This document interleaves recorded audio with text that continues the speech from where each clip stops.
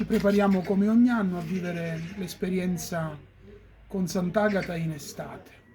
Un'esperienza breve, semplice, ma che certamente è accompagnata anche dalla calura estiva, comporta maggiore responsabilità e maggiore attenzione. Per questo le norme di sicurezza che la Prefettura ha emanato con il contributo e il lavoro comunitario, collegiale di tutti, diventano una espressione di quella attenzione a vivere bene la festa insieme. Lo stare insieme ha bisogno di regole che assicurino a tutti la possibilità di stare accanto a Sant'Agata e di vedere Sant'Agata. La cattedrale la mattina del 17 agosto aprirà al mattino alle 6, quindi alle 8 l'apertura del sacello e poi per tutta la giornata la celebrazione delle messe. Si ritorna alla venerazione delle reliquie, quindi a partire dalle 9:30 sarà possibile accostarsi al bacio delle reliquie per tutta la mattinata fino alle 13:30 e poi nel pomeriggio ancora a partire dalle 15:30, a partire dalle 16 fino alle 18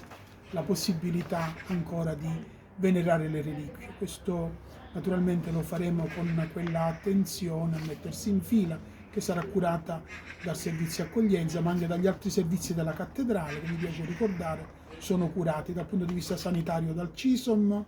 dal punto di vista della logistica dal servizio accoglienza della cattedrale, l'Associazione Nazionale Carabinieri e il MASCI. Realtà che ormai da anni insieme lavorano per dare a tutti possibilità di vivere con serenità e con gioia la celebrazione estiva. Alla sera poi la processione con le reliquie di Sant'Agata, quella processione che poi ha l'epilogo conclusivo nella chiusura del sacello, e lì sarà un momento nel quale si fa appello all'attenzione, alla consapevolezza di ciascuno che deve essere una giornata che si conclude nel modo più bello. E allora gli spintoni per poter vedere Sant'Agata, ecco, credo che quelli non siano proprio un bel modo per onorare la nostra patrona.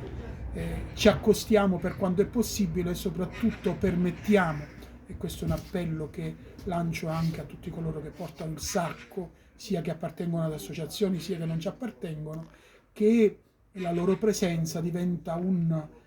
ponte di collegamento con tante persone che desiderano incrociare il loro sguardo col volto di Sant'Agata, e noi glielo dobbiamo permettere con serenità, con gioia, con grande festosità.